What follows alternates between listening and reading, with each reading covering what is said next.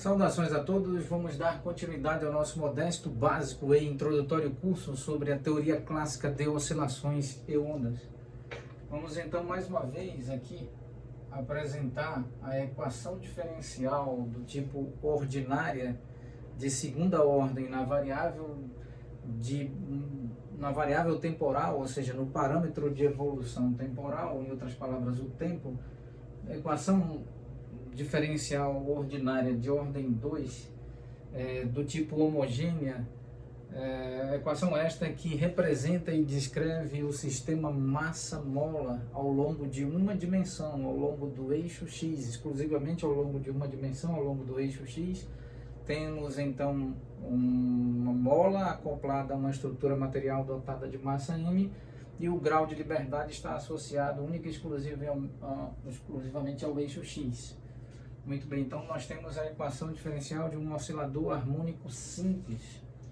Então aqui nós podemos expressar como menos ômega 2 x de t.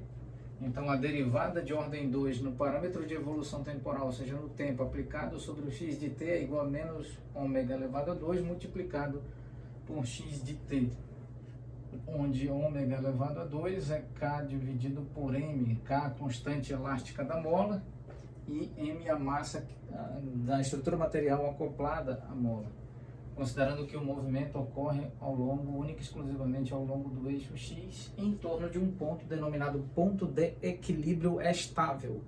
Recordando e ressaltando que nós temos o ponto de equilíbrio instável, INST, instável, o ponto de equilíbrio indiferente, IND, IF, e o ponto de equilíbrio estável, ESTAVEL.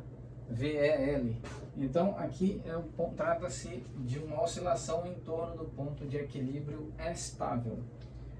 Pois bem, então nós, tal como afirmado durante a aula imediatamente anterior a essa, na qual nós falamos que iniciaríamos e agora retomaremos efetivamente a aplicação de um método de cálculo numérico. Método esse que, se está vinculado ao cálculo numérico, então necessariamente, objetivamente, está associado a um método aproximativo e não a um método exato. Pois bem, então vamos utilizar esse método aproximativo e tentar plotar diversos pontos em um gráfico posição em relação ao tempo. A partir desse conjunto de pontos plotados, será possível inferir qual é a função conhecida, devidamente conhecida nas tabelas de equações, funções, que melhor representa, que melhor descreve todos os pontos plotados e que melhor descreve a solução dessa equação diferencial representada por x de t.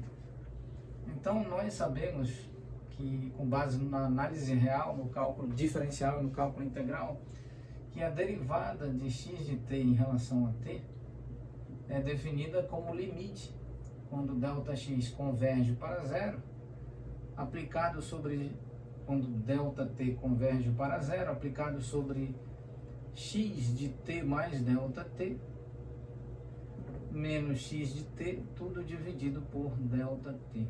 Muito bem. Então nós temos efetivamente a igualdade, considerando que o espaço matemático que descreve a parâmetros de evolução temporal, o tempo, é exato e precisamente o espaço contínuo dos reais, de modo que é possível fazer ΔT convergir para zero, pois nós estamos em um espaço composto por infinitos dentro de infinitos, então temos efetivamente um espaço contínuo. Então, se nós retirarmos a aplicação do limite quando ΔT converge para zero, então a igualdade tornar-se-á uma aproximação. Então aqui temos dx de t, dt, aproximadamente x de t mais ΔT, menos x de t dividido por ΔT.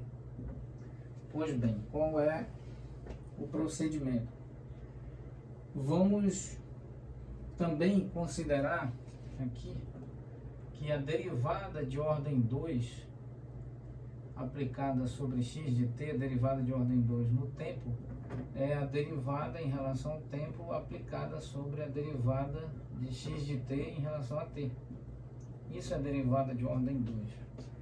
Significa que o operador de derivada será aplicado duas vezes sobre a função x de t.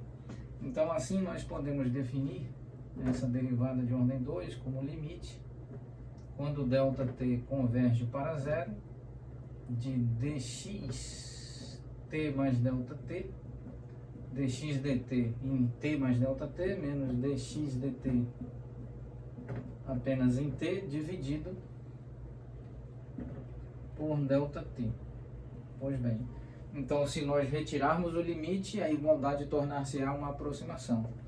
Então podemos escrever d2x de t dt, ou seja, d2 dt2 aplicado sobre x de t é aproximadamente dx dt em t mais ΔT menos dx dt em t, tudo dividido por ΔT. Muito bem, vamos encerrar nesse ponto e retomaremos oportunamente. Muito obrigado a todos.